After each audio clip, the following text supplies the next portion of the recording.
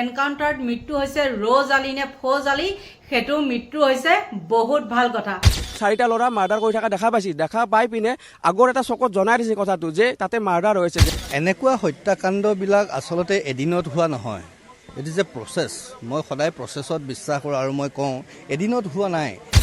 নলবাৰী ঘটনাটোত ৰ'জ আলীয়ে মাধুৰ্য বৰ্মনক হত্যা কৰাৰ পিছত মৃদু মুদ্ৰাকো হত্যা কৰিব চেষ্টা কৰিছিলে আৰু তাৰ পিছত যেতিয়া পুলিচে এই খবৰটো জানিব পাৰিছিল তেতিয়া ৰ'জ আলীক ডাইৰেক্ট পুলিচে গুলিয়াই এনকাউণ্টাৰ কৰিছিলে। আৰু এতিয়া জনা গৈ আছে যে মৃদু মুদ্ৰা হস্পিটেলৰ মাজত এতিয়ালৈকে মৃত্যুবৰণ কৰা নাই, তেওঁ এখন মৃত্যুৰ লগত যুদ্ধ এখন লৰি আছে আৰু লগতে তেওঁ হস্পিটেলৰ ভিতৰতে থাকি সম্পূৰ্ণ গোপন তথ্যবোৰ ফাদিল কৰি পেলালে। আচলতে মাধুৰ্য বৰ্মনক কিয় ৰ'জ আলীয়ে হত্যা কৰিছিলে আৰু তাৰ পিছত তেখেত নিজেকেও কিয় হত্যা কৰিব চেষ্টা কৰিছিলে ৰ'জ আলীয়ে, কি গোপন ৰহস্য লুকাই আছে ইয়াৰ পিছত চলক আমি চাই আহিম এই ভিডিঅ'টোৰ মাধ্যমত সম্পূৰ্ণ গোপন তথ্যবোৰ। তাৰপিছত আমি বিস্তাৰিত আলোচনা কৰিম ভিডিঅ' শেষত। আৰু আপুনি এই চেনেলটোত নতুন হৈ থাকিলে এতিয়া চেনেলটোক ছাবস্ক্ৰাইব কৰি ৰাখক। মৃদু মুদ্ৰাক চিনি পোৱা মানুহখিনি মানে বহুত সংখ্যা কম, যদিও গম নাপায় যে ক'ৰ ল'ৰা ক'ৰ ছোৱালী গম নাপায়। যেতিয়া মই যাই তাত গৈ হাজিৰ হৈছোঁ যে মইতো এক্সিডেণ্ট বুলি ডাইৰেক্ট এক্সিডেণ্ট বুলি ভাবিছোঁ, এক্সিডেণ্ট বুলি যেতিয়া ভাবিছোঁ মাধুৰ্য তাত মোটামুটি সেই টেক কৰি দিছে অলৰেডি। বাকী চাৰিজন ল'ৰাৰ কথাটো কৈছোঁ, চাৰিজন দুটা মানে দুজন বঙালীয়ে ধান কাটি পিনে মানে কি মজনুৰ কৰি পিনে ঘৰ পিনে যাই আছিল। যাই থাকাতে সিহঁতে স্পটত চাৰিটা ল'ৰা মাৰ্ডাৰ কৰি থকা দেখা পাই পিনে আগৰ এটা চকত জনাই দিছে কথাটো যে তাতে মাৰ্ডাৰ হৈছে। যেতিয়া তাত জনাই দিছে মাৰ্ডাৰ হোৱাৰ বুলি, তাৰ সেই চকটোৰ পৰাই দুজন ল'ৰাই বাইক এখন আনি পিনে ইহঁতক বচাব নোৱাৰিলে আৰু আনকি ল'ৰাকেইটাও পলাই গৈছে সেইখিনি টাইমত। মানে সেইখিনি টাইমত ল'ৰাকেইটা অলৰেডি পলাই গুচি গৈছে, সেইখিনিতে পাইছোঁ আৰু শুনামতে। নিশ্চয়কৈ যিহেতু চাৰিগৰাকীকৈ যুৱক থকা বুলি কোৱা হৈছে আৰু পলাই যোৱা বুলি কৈছে, আপুনি সেই সময়ত মানুহৰ কথোপকথন কি পাইছিল সেই যেতিয়া আপুনি গৈ পাইছিল তাত সেইটো কথা তাত ওলোৱা নাছিল যে বৰ্তমান তেতিয়া গেলি মানে কি যোনটো বঙালী দেখি গৈছে সি মানে কি ভয়ো খাইছে চাগে, ভয় খাই পেলাই মানে নৰখিলে যে আমি ৰখিলে কিছু আমাকো এটেক কৰিব সেনেকুৱাও হ'ব পাৰে। সিহঁতে মানে তাত ৰখা নাই, তাত নৰখি আগত ৰখি গুচি গৈছে। বাকী আৰু যিখিনি মাৰ্ডাৰ চাৰিটা কেছটোত বৰ্তমান এক্সিডেণ্টৰ যিখিনি স্পটত সেইখিনি টাইমত গ'লে এই কথাখিনি ওলোৱা নাছিল, সেই কথাটো এতিয়া গ'লে ওলা নাছিল। আনকি ইও দেখা পাইছে মোৰ যিটো নিশ্চয়কৈ আন এগৰাকী যুৱক আছে। মই আপোনাক কাষলৈ গৈছোঁ, কি ক'ব এই সম্পৰ্কত, কি আপোনালোকে তথ্য জানে? এই সম্পৰ্কত মানে মই ক'বলৈ গ'লোঁ যে কাৰণ আপোনাৰ যেতিয়া মই ঘৰৰ পৰা চকলৈকে গৈ আছিলোঁ, ঠিক আপোনাৰ 7:12-15 মানৰ ভিতৰত 10 সিমান মানত মই দলংখনৰ ওপৰত উঠাৰ আগতে মোৰ ফোন এটা আহিলে। আপোনাৰ ঘৰ তাতে? মোৰ নিজৰ ভাগিন হয় সি। মই আপোনাৰ দলংখনৰ ওপৰত উঠিব খুজিছোঁ, তেতিয়া ফোন এটা আহিলে, ফোনটো ৰিচিভ কৰিব লওঁতে গাড়ীখন মই শ্ল' কৰিলোঁ, গাড়ীখন শ্ল' কৰি আপাৰ মাৰোঁতে মই দেখিলোঁ দুটা ল'ৰা আছে তাত। দুটা ল'ৰা মানে দলঙৰ ওপৰত বহি আছে, বহি থাকিলে মানে মোৰ আপাৰটো দেখা পাই সিহঁতে তাৰমানে অলপমান নাৰ্ভাছ ফিল কৰিছে আৰু মই ইমান এটা ভবা নাই এনেকুৱা কিবা প্ৰি প্লেন থাকিব পাৰে, কি থাকিব পাৰে। মই গুচি গ'লোঁ। তাৰপিছতে তাৰ ঠিক মুহূৰ্ততে আপোনাৰ 10-15 মিনিটমান মুহূৰ্ততে মোৰ তাতে ফোন আহিলে যে এনেকৈ মাধুৰ্যৰ কিবা এটা হৈছে, পটককৈ মই আহি দেখিলোঁ মাধুৰ্যটো আমাৰ মাজত নাই। আৰু এটা কথা মই ক'ব বিচাৰোঁ যে এটা কথাই আপোনালোকৰ চেনেলৰ দ্বাৰা ক'ব বিচাৰোঁ যে সেইখিনি জেগাত যদি মাধুৰ্যক আগৰ পৰাই প্ৰি প্লেন কৰি আছে, সেইখিনি জেগাত সিহঁতেতো লগে লগে আহিতো মাৰ্ডাৰ কৰি দিব নোৱাৰে তাক। মিনিমামতো সিহঁতে 10-15 মিনিট 20 মিনিট আগৰ পৰা থাকিব লাগিব। তো 10-15 মিনিটৰ আগৰ পৰা সেই জেগাখিনিত কোন আছিলে, কোন ব্যক্তি আছিলে, চবৰে মোবাইল থাকে, মোবাইলত ট্ৰেক কৰি এবাৰতো চাব পৰা যাব। এনেকুৱা সুবিধা এটাও আছে আমাৰ। আপোনালোকৰ মতে চাৰিগৰাকীকৈ যুৱক তাত আছিল হত্যাকাৰী? সেইটোৱে কথা, মানে মোৰ মতে মাধুৰ্যক মানে অকলে সি হত্যা কৰিব নাই, তাৰ লগত এটা বৃহৎ গেং আছে কোনোবা নহয় কোনোবা, সেইটো উচিত তদন্ত কৰিলে হ'ল। আৰু যিহেতু এটা যিহেতু ঘটনাক লৈ এই ঘটনা সংঘটিত হোৱা বুলি কোৱা হৈছে, একপক্ষীয় প্ৰেমক লৈ এই ঘটনা সংঘটিত হোৱা বুলি কৈছে, এই সম্পৰ্কত কি কওঁ? ছোৱালীজনীক ডিষ্টাৰ্ব দি আছে, হয় সি ল'ৰাজনে ছোৱালীজনীক বহুত ডিষ্টাৰ্ব দিছে। এই বস্তুটো মাক দেউতাকে আগতে গম পাইছে যদিও আমাকো কাৰোবাক অৱগত কৰিছে। আমি পিছত ল'ৰাটোৰ ঘৰৰ মানুহ আহিলে, অহাৰ পিছত সিহঁতক এদিন মাতিলে, গোটেইখিনিক মাতাৰ পিছত আজিৰ পৰা ঠিক 5-6 মাহ আগত আৰু এইটো ঘটনা আহিছে। অহাৰ পিছত কৈছে আমাৰ ল'ৰাটোক আমি এনেকুৱা ডিষ্টাৰ্ব দিব নিদিওঁ আৰু ভৱিষ্যতে এনেকুৱা নহয়, সিহঁতে সেনেকুৱাকৈ ক'লে। কোৱাৰ পিছত আৰু এই বস্তুটো ভাবি থকা নাই যে এই ল'ৰাটো কিবা কৰিব পাৰে, এনেকুৱা প্ৰি প্লেন কৰিব পাৰে। কিন্তু মাধুৰ্যক কিয় হত্যা কৰিলে সেইটোৱে কথা, ফাৰ্ষ্ট কথা।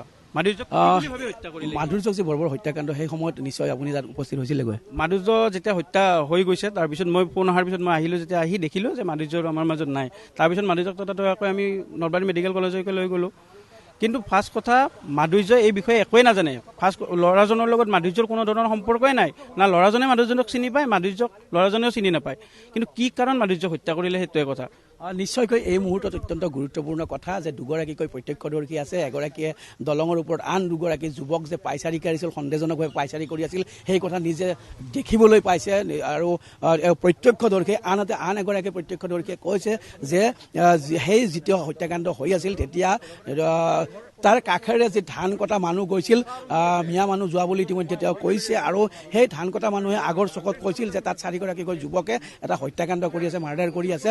তাৰপিছত সেই চকৰ পৰা 2খনকৈ বাইক আহিছিল আৰু সেই 2খন বাইক অহাৰ লগে লগে বাকীসকল পলাই যোৱা বুলি ইতিমধ্যে এইগৰাকী যুৱকে জানিবলৈ দিছে। গতিকে এই সম্পৰ্কত নিশ্চিতভাৱে আৰক্ষীৰ তদন্তৰ প্ৰয়োজন আছে। যদিও কালি আৰক্ষী অধীক্ষকে কৈছে যে মাত্ৰ এজনেই ল'ৰা আছিল, ৰোজ ওৰফে আসিফ খানে আছিল, কিন্তু এই মুহূৰ্তত কেইবাটাও কথা আহি পৰিছে। ইয়াৰ পূৰ্বে বিভিন্নজনে সন্দেহ প্ৰকাশ কৰিছিল হিতেশালী আছে বুলিও অভিযোগ উত্থাপন হৈছিল। আৰু এই মুহূৰ্তত যিহেতু আন এটা কথা উন্মোচিত হৈছে, আন এটা তথ্য উন্মোচিত হৈছে, অভিযোগ উত্থাপন হৈছে যে 4গৰাকীকৈ যুৱকে দলবদ্ধভাৱে আক্ৰমণ কৰিছিল। আৰু যি এই বৰ্বৰ আক্ৰমণ, সেই আক্ৰমণৰ প্ৰতি লক্ষ্য কৰিলেও কিন্তু এটা কথা স্পষ্ট হয় যে এজনেই এই আক্ৰমণ সংঘটিত হয়তো কৰা নাই বা এনেকুৱা ঘটনা সংঘটিত কৰিব নোৱাৰে বুলি বিভিন্ন সময়ত প্ৰশ্ন উত্থাপন হৈছিল। আৰু এতিয়া যিহেতু এই কাণ্ডৰ লগত 4গৰাকীকৈ আৰু যুৱক সহযোগী আছিল, গতিকে এই সম্পৰ্কত আৰক্ষীৰ তদন্তৰ আৰু প্ৰয়োজন আছে। আৰু এই সম্পৰ্কত এতিয়া আৰক্ষীয়ে কি তদন্ত কৰে বা বাকী যিখিনি সহযোগী আছিল সেই সহযোগীসকলক ধৰাৰ কাৰণে কি ব্যৱস্থা গ্ৰহণ কৰে, প্ৰকৃত তথ্য এতিয়া উন্মোচিত হ'বনে নহ'ব, সেয়া কিন্তু আটাইতকৈ লক্ষণীয় বিষয় হৈ পৰিছে। এনকাউণ্টাৰত মৃত্যু হৈছে ৰ'জ আলী নে ফৌজ আলী, সেইটো মৃত্যু হৈছে বহুত ভাল কথা। মুঠতে এফালৰ পৰা চাটাই কৰিব লাগে, হয় নে নহয়? যিয়ে নহওক কিয়, জাত পাতৰ কোনো কথা নাই। যোনে নহওক কিয়, যোনে এইবিলাক কাম কৰে তাকেই এইটোৱে এনকাউণ্টাৰ ফুৰাবলৈ নিয়ক, অলপ মৰম কৰক, মুঠতে চাটাই লাগে, হয় নে নহয়? কিন্তু দুখৰ বিষয়, নিৰপৰাধী এজন যুৱক, সেই আচুৰ যুৱকজন কি আছিলে, কি বৰ্মন, মাধুৰ্য বৰ্মন নহয় জানো? সেই মাধুৰ্য বৰ্মন নিহত হ'ল কিহৰ কাৰণে? এগৰাকী ছোৱালীৰ কাৰণে, আৰু ছোৱালীজনী তেওঁলোকৰ কিবা সম্বন্ধীয় বোলে। কিন্তু কিছুমান কথা ক'বলৈ গ'লে বহুত হৈ যায়, মানে কি ক'ব আৰু। আজিকালি কিছুমান ল'ৰা ছোৱালীয়ে দুখ কৰিলে মাক বাপেকে কি কৰে জানেনে? দুখটো লুকুৱাবলৈ যায়। আৰু আজি যিগৰাকী কিশোৰী এতিয়াও GMCত ছটফটাই আছে, সেই কিশোৰীগৰাকীৰ মাতৃৰ কিছুমান সন্দেহজনক ভূমিকা, আৰু সেই সন্দেহজনক কিছুমান কথা আপোনালোকৰ মাজত মই ক'ম, কিন্তু তাৰ আগতে আপোনালোকক কৈ ল'ব লাগিব। সেই যুৱকজনে, মাতৃগৰাকীৰ কথা মতে সেই যুৱকজনে 7-8ৰ পৰাই সেই ছোৱালীজনীক বোলে টাৰ্গেট কৰি আছিল। আৰু কিছুমান নিউজৰ মতে সেই যুৱকজনৰ লগত তেওঁ কিবা লিলিমাই আছিল। আৰু আজিকালিতো ছোৱালী জানে কোনো ধোৱা তুলসীৰ পাত নহয়, কিন্তু সকলোকে মই কোৱা নাই দেই, একদম ক্ষমা কৰিব, সকলোকে মই কোৱা নাই। কিন্তু ইয়াৰ ক্ষেত্ৰত মোৰ বেয়া লাগিছে এটা কাৰণে, মুঠতে মোৰ সেই আচুৰ কি আছিলে, মাধুৰ্য বৰ্মন, সেই যুৱকজনলৈহে কিন্তু মোৰ বহুত বেয়া লাগিছে। তেওঁ একো ভুৱে নাপালে, কিহৰ কাৰণে কি হ'ল তেওঁ একো ভুৱে নাপালে। হয়তো সেই সময়ত চাগে তেওঁলোকে কি কৰিছিলে, বহুখিনি কথা চাগে জ্ঞাত হয়ো আৰু বহুখিনি কথা চাগে তেওঁলোক জ্ঞাত নহয়ো।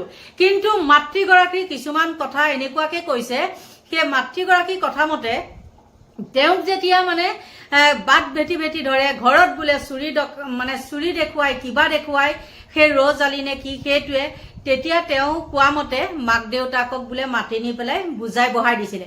কিন্তু ইমানখিনি কৰাৰ পিছতো আজিকালি মানে থানাত এখন এজাহাৰ দিয়াটো একেবাৰে সাধাৰণ কথা। তেওঁলোকে তাত থানাত এখন এজাহাৰ কিয় নিদিলে সেইটো বাৰু আপোনালোকে কওকচোন, ভুল কাম হৈছে নে নাই? তেওঁ কৈছে যে কি আমি দুখীয়া মানুহ, আমি এইবিলাকলৈ যাব নোৱাৰো। থানাত এজাহাৰখন দিবলৈ গ'লে কি দুখীয়া মানুহ হেৰি মানুহৰ কথা আছে, নিশ্চয় চালে হয়। আৰু তাতে তেওঁলোকৰ সেই সম্পৰ্কীয় যুৱকজন, যিজন নেকি আজি এগৰাকী যুৱতীৰ কাৰণে মৃত্যুবৰণ কৰিলে, সেই যুৱকজন আচুৰ হয়, হয় নে নহয়? আচু আৰু এফালে পঢ়া শুনা কৰি থকা এগৰাকী ছোৱালী ছাত্ৰ সন্থা, গতিকে আচুৱে তেওঁলোকক বাৰু এৰি দিলে হয়নে? আপোনালোকে কিছুমান কথা ভাবি চাব দেই। কিন্তু সঁচাকৈ এনেকুৱা অসভ্য কিছুমান মানুহৰ কাৰণে নিৰাপৰাধী কিছুমান মানুহ আজি মৃত্যুবৰণ কৰিলে। বিশেষতে এই উঠি অহা যুৱকজন, মই যুৱতীগৰাকীৰ কথা বাদ দিছো, যুৱতীগৰাকী আপোনালোকে মোক গালি পাৰে, কিবা পাৰে নাজানো, তেওঁ কিজানি হয়তো ধোৱা তুলসী পাত নহয়। আৰু এইবিলাক ওচৰৰ মানুহেহে ক'ব, পিছতহে ওলাব। যিয়ে নহওক তেওঁলোকৰ মানে ইমানখিনি অধিকাৰ তেওঁলোকক কোনে দিলে? ৰাস্তা তাগচি ধৰিব, চুৰি লৈ পেলাই মাৰপিট কৰিব, ঘৰত দম দিবলৈ যাব। তেওঁলোকৰ কি ওচৰ চুবুৰীয়া মানুহ নাছিলে নেকি? বা ওচৰ চুবুৰীয়া লগ হৈ পেলাই এইটো কাম কিয় এনেকুৱা কৰিছ বুলি কৈ পেলাই থানাত এখন এজাহাৰ দিব নোৱাৰিলে হয় নেকি? বহু কথা আহি যায় ইয়াত, বহু কথা আহি যায়। কিন্তু সঁচাকে বাৰ বাৰ কৈছো, মই সেই যুৱকজনক মানে একেবাৰে নিৰ্দোষী এজন যুৱকৰ কি হ'ল, মৃত্যু হ'ল। আৰু সেই যুৱকজনৰ মৃত্যু হ'ল। আৰু তেওঁ কি কৰিবলৈ গৈছিলে, মাকেতো কানি কানি অনেকখিনি কথা কৈছে, সেইবিলাক এতিয়া বিচাৰ কৰি থকা সময় নহয়। কিন্তু এটা কথা, যদি যুৱতীগৰাকী মানে বাচি যায়, তেওঁকো কিন্তু তদন্তৰ আওতালৈ আনিব লাগিব। কিয় আনিব লাগিব জানেনে? কাৰণ তেওঁৰ কাৰণে ৩-৪টা ল'ৰা এতিয়া শেষ হ'ল। বিশেষতে আচুৰ সেই ল'ৰাজন, যিজন কি বুলি কয় মাধুৰ্য বৰ্মন, সেই ল'ৰাজনৰ কিমান আশা আছিল, হয় নে নহয়? যুৱতীগৰাকীও আছিল, কিন্তু যুৱতীগৰাকীৰ কাৰণে আকৌ সেই যুৱকজনৰ মৃত্যু হ'ল। আৰু কালে এনেকুৱাকে মাতি নিলে, তেওঁক লগত লৈ গৈছে। নিশ্চয় কিবা এটা থাকিব লাগিব ৰহস্য, নহলে নহয়। আৰু তেওঁ হয়তো ভনীয়েক বুলিয়ে কৈছো, ধৰক ভনীয়েকক তেনেকৈ অকলে এৰি দিব মানে এৰি দিয়া নাছিলে, এইবিলাক চাগে গম পাই কাৰণে, নহয় জানো? কিন্তু সেই সময়ত থানালৈ গলে বা এজাহাৰ এখন দিলে কি হব, বদনাম হব, সেইকাৰণে তেওঁলোকে নিদিলে, হয়নে? কিন্তু এতিয়া যে ছাতি ফুটি কৰি পেলাই কেওফালে যে একদম মানে ধুলে ডগৰে যে বাজি উঠিছে, এতিয়া বাৰু কেনেকুৱা লাগিছে? এতিয়া লাজ পোৱা নাইনে? গতিকে আমি কবলৈ গলে লাভ জেহাদ, কিবা জেহাদ, এইবিলাক কোৱাৰ আগতে নিজৰ খিনিও চাব লাগিব, গম পাইছে? আৰু ইহঁতটো একে ধুৰন্ধৰ। অসমীয়া মানুহৰ কিছুমান কি কৰে, নাম লয়, নামটো লৈ পেলাই তেওঁলোকে এনেকুৱা টাইটেল লগাই দিয়ে, আপোনালোকে ধৰিবই নোৱাৰিব। আৰু কোনোবা সময়ত মানে খঙো উঠে, আৰু কোনোবা সময়ত মানে কিবাও লাগে। আৰু মুখ্যমন্ত্ৰীয়ে এইকেইটা সঁচা কথা কব লাগিব, বহুতখিনি চালি জাৰি চাই পেলাই মুখ্যমন্ত্ৰীয়ে যিবিলাক ডিচিশ্যন লৈছে, এক চাইডৰ পৰা কিন্তু শুদ্ধ ডিচিশ্যনে বুলি কব পাৰি। নহলেনো এইবিলাক কাম চাওকচোন, ইমানখিনি কৈ থকাৰ পিছতো এইবিলাক কাম। আৰু এইকেইদিনত দেখিছো চোৰ ডকাইত, এই অকল সেইখিনি অসমীয়াখিনিও আছে, নাই বুলি মই কোৱা নাই। কিন্তু এইখিনি ইমানখিনি হোৱাৰ পিছতো তেওঁলোকে কি কৰিছে, মানে চোৰ স্বভাৱ, এইবিলাক ২ নম্বৰী কামখিনি মুঠতে তেওঁলোকে এৰা নাইকিয়া। আৰু সেই মহিলাগৰাকী, যিগৰাকী সেই ছোৱালীজনীৰ নামটো এতিয়া মই লোৱা নাই, আৰু সেই মহিলাগৰাকীৰ ছোৱালীজনীৰ মানে মাতৃয়ে কিছুমান কথা কৈছে, আৰু সেই কথাখিনি শুনি পেলাই মোৰ কিন্তু তেওঁ কান্দিব পাৰে। নিজৰ সন্তান হেৰাই গলেতো কান্দিবই, ভালেই হওক বা বেয়াই হওক, নহয় জানো? কিন্তু সেই মহিলাগৰাকীয়ে কিছুমান কথা কৈছে, সেই কথাখিনি মোৰ কিন্তু একেবাৰে গ্ৰহণযোগ্য হোৱা নাই। বিশেষতে তেওঁ যে কৈছে বোলে মোৰ ঘৰৰ চোতালত আনি পেলাই এনেকুৱা কৰিছে, মোক তেনেকুৱা কৰিছে, তেওঁ মাতৃ হিচাপে তেওঁৰ দায়িত্ব আছিলে, হয় নে নহয়? দায়িত্ব আছিলে তেওঁক প্ৰটেকশ্যন দিয়া মানে কি, থানাত তেওঁ এজাহাৰ এখন দিবগৈ লাগিছিলে। যদি তোমাৰ ছোৱালী গাত দুখে নাই, তুমি সেইখিনি কাম কৰিব লাগিছিলে, কিয় নকৰিলা? মানুহেতো সকলোৱে গম পাব ন, বোলে ছোৱালীজনীৰ গাত দুখ নাই, সিহে ছোৱালীজনী কেনেকুৱা কৰি আছে। বহুখিনি কথা আহি পৰে, কিন্তু বহুত মানে কৈ থাকিবলৈ মন যোৱা নাই। বিশেষতে মোৰ বহুত বেয়া লাগি আছে, মানে এজনী ছোৱালীৰ কাৰণে ৩-৪টা জীৱন শেষ হৈ গৈছে। হত্যাকাণ্ডবিলাক আচলতে এদিনত হোৱা নহয়, এইটো যে প্ৰচেছ, মই সদায় প্ৰচেছত বিশ্বাস কৰোঁ। আৰু মই কওঁ এদিনত হোৱা নাই। তেওঁলোকৰ, আপুনি কাৰোবাক মাৰি দিব পাৰিব নেকি? আপুনি মই মানুহ মাৰিব নোৱাৰোঁ। কিয় নোৱাৰোঁ? কাৰণ আমাৰ মানসিকতাই সেইটো নকয়। আমাক আপব্ৰিংগিংটো তেনেকুৱা হোৱা নাই, আমাৰ লালন পালন তেনেকুৱা নহয়। কিন্তু যিসকলক জন্মৰ পৰা কেৱল হিংসা হত্যাৰ কাৰণে প্ৰশিক্ষণ দিয়া হয়, যিসকলক মাদ্ৰাছাত তাৰ প্ৰশিক্ষণ দিয়া হয়, যিসকলৰ ধৰ্মপুথিখনত সেই কথা লিখা আছে। কালি মোক এজনে কৈছে যে মানে সংবাদ মাধ্যমৰ যোগেৰে মই জানিব পাৰিছোঁ, এই ল'ৰাটোৰ পিতৃ মাতৃয়ে হেনো হাতত কোৰাণ লৈ গৈ পেলাই মাকৰ ওচৰত ক্ষমা খুজিছিলে। ছোৱালীগৰাকীৰ মাকৰ ওচৰত যে ভৱিষ্যতে এনেকুৱা নহয়, তাৰমানে কোৰাণখনো তেওঁলোকৰ কাৰণে নিজৰ সুবিধা আদায় কৰাৰ এটা ব্যৱস্থা। যদি এনেকুৱা হ'ব নোৱাৰিলেহেঁতেন, তেতিয়াহ'লে আজি ল'ৰাটো মৰিবলগীয়া নহ'লহেঁতেন, আমাৰ ছোৱালীজনী আজি হস্পিটেলত থাকিবলগীয়া নহ'লহেঁতেন, তাকো আৰক্ষীয়ে এনকাউণ্টাৰ কৰিবলগীয়া নহ'লহেঁতেন। মানে মূল কথা হ'ল তেওঁলোকে ধৰ্মৰ নামত ভেকু ভাওনা, তেওঁলোকে ধৰ্মান্ধ, তেওঁলোক অন্ধ, তেওঁলোক আপুনি নৰখাদক। এইবিলাক নৰখাদকক গুলিয়াবই লাগিব, তাৰ বাহিৰে বেলেগ উপায় নাই। জিম কৰবেটৰ সাধু শুনিছিলোঁ নহয়, আমি বাঘক সংৰক্ষণৰ কাৰণে প্ৰকল্প আছে, কাজিৰঙাতো আছে, বাঘ আমি সংৰক্ষণ কৰোঁ। সেই বাঘে যেতিয়া মানুহ খাবলৈ আৰম্ভ কৰি দিয়ে তেতিয়া তাক আমি গুলিয়াবলগীয়া হয়, মাৰি পেলাব লগা হয়। যেনেকৈ আমাৰ ৰাস্তাত ঘূৰি থকা কুকুৰটো পগলা হ'লে আমি তাক বিহিত ব্যৱস্থা কৰোঁ। এইবিলাক পাগল কুকুৰৰ নিচিনা, য'তে পায় তাতে মাৰি পেলাব লাগে। আৰু দ্বিতীয় কথাটো হ'ল মুকালমুৱাত তেওঁলোকৰ চৰত কোনে ৰাখিছিলে?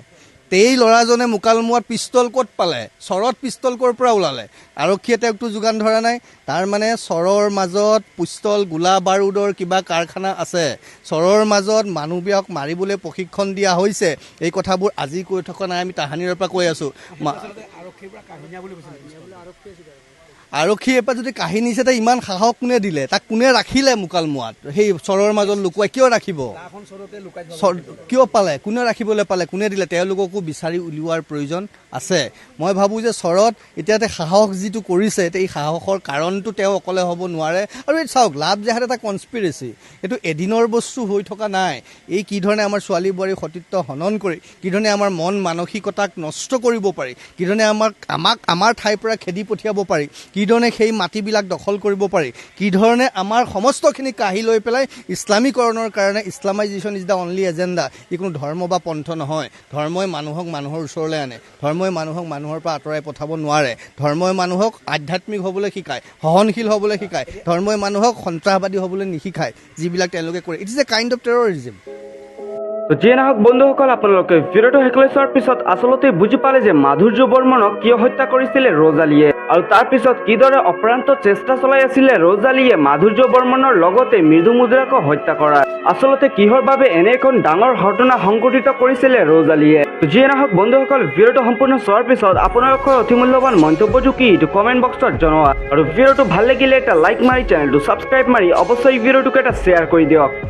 ধন্যবাদ।